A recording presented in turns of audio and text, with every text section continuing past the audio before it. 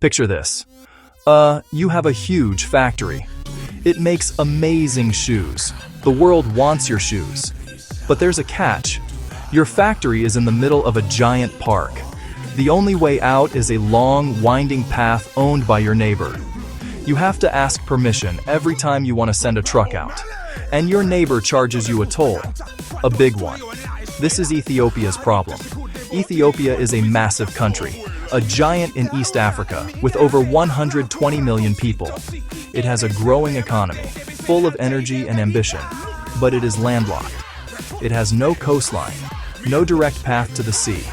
In 1993, Eritrea became independent, and Ethiopia's entire coastline was gone.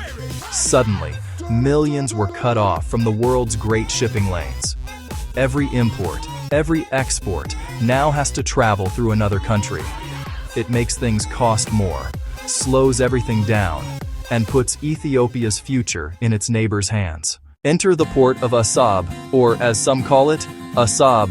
It sits on the Red Sea coast in southern Eritrea, right beside one of the busiest shipping lanes in the world, the Bab el-Mandeb, the superhighway between Asia and Europe. For decades, this was a thriving hub. Assab beat to the rhythm of ships coming and going. After the brutal Ethiopia-Eritrea War ended in 2000, the border slammed shut. The once busy road became a ghost road. The port fell silent. Cranes that once lifted tons now rust in the salty air. Warehouses became echoing halls, a lesson in how quickly fortunes can change. When the port died, jobs vanished, and people left. The UAE reportedly used it as a military base, its commercial heart still not beating. Assab is the ghost of Ethiopia's past, and a dream for its future. Just a few hundred kilometers from Ethiopia, yet politics keep it a world away. Can this ghost port be brought back to life? And who will hold the keys? The answer could reshape an entire region. Ethiopia pays around $1.5 billion a year to use Djibouti's port. That's like paying your neighbor over $4 million every day to use their driveway. Access to Assab, ownership or long-term lease, could slash that bill. Savings could be reinvested at home, funding thousands of new jobs, improving healthcare, bringing electricity to more homes. A game changer. Ports make products more competitive. Imagine you're an Ethiopian coffee farmer. Your beans are world-class.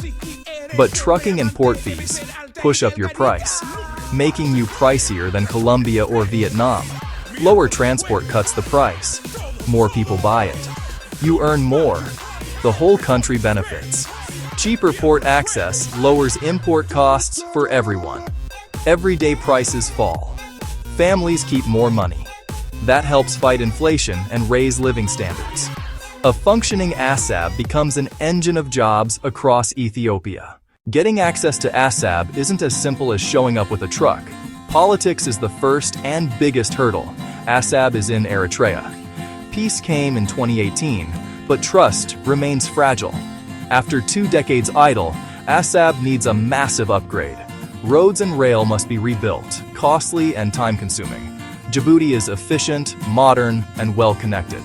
To lure business, Assab must be cheaper, faster, or clearly better. It's a crowded, strategic waterway. Any Ethiopian foothold will be watched closely. One wrong move could upset the balance of power. Shift from my port to our opportunity. Build a win-win.